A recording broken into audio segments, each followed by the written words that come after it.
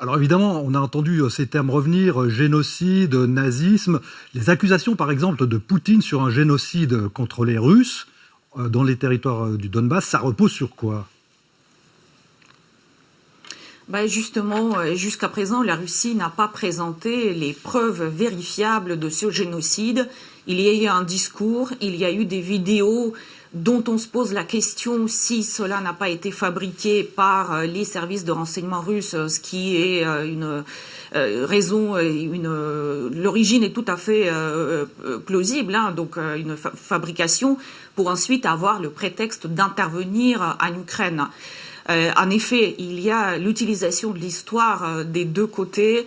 Il y a eu ces cas, les bataillons nationalistes qui ont combattu pendant la guerre contre le pouvoir soviétique et l'Ukraine indépendante a une attitude tout à fait différente et en effet, certaines forces nationalistes glorifient ces héros qui ont combattu à côté des nazis, ce qui n'est absolument pas acceptable côté russe où l'histoire est vue très différemment. Et vraiment, cette lecture, elle est très douloureuse et elle est très présente en dépit des décennies qui se sont écoulées depuis la fin de la guerre. Et en Russie, la société, elle est vraiment abreuvée sur le discours sur la Deuxième Guerre mondiale, la victoire du peuple soviétique, ce qui est tout à fait juste, mais sauf que jusqu'à aujourd'hui, cela donne encore lieu à beaucoup de sentiments d'humiliation, de mauvais traitement et de l'absence de la reconnaissance pour l'exploit du peuple soviétique de la part des pays de l'Europe orientale et de la part de l'Ukraine. Alors justement, cette vision de l'histoire, est-ce que présente Poutine, est-ce que les Russes y adhèrent totalement? Est-ce qu'il y a quand même peut-être dans la société russe des gens qui se posent des questions, qui s'interrogent? La société russe est extrêmement clivée aujourd'hui. La grande majorité, en effet, adhère au discours sur la victoire dans la Deuxième Guerre mondiale.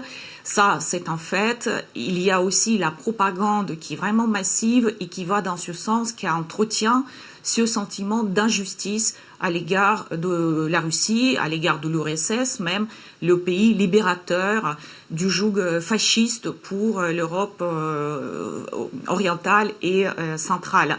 Donc les Russes vivent en effet dans ce narratif, dans ce discours, et ils se sont beaucoup renfermés dans ce discours sur l'humiliation, au point où aujourd'hui, en fait, quand on parle de ce qui se passe aujourd'hui, les Russes ressortent tout souvent aussi les éléments de ce discours sur les éléments nazis qui ont combattu contre l'Union soviétique à l'ouest de l'Ukraine pendant la guerre.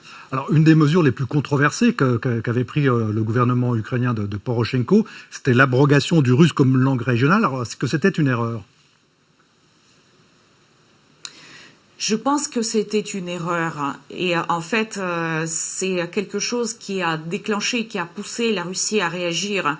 La Russie est dans un discours sur la construction de Rousski Mir, le monde russe au-delà des frontières, qui réunit toutes les populations russophones et que la Russie, que le gouvernement central, que le Kremlin se doit de protéger.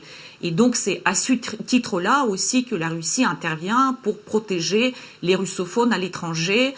Et pour rappeler, depuis 2014, la Russie a distribué des passeports russes aussi aux populations qui vivent dans les régions séparatistes de Donetsk et de Lugansk. Quasiment 700 000 personnes avaient reçu des passeports étrangers, ce qui donne ensuite le droit à la Russie d'aller les défendre à l'étranger, y compris les armes à la main.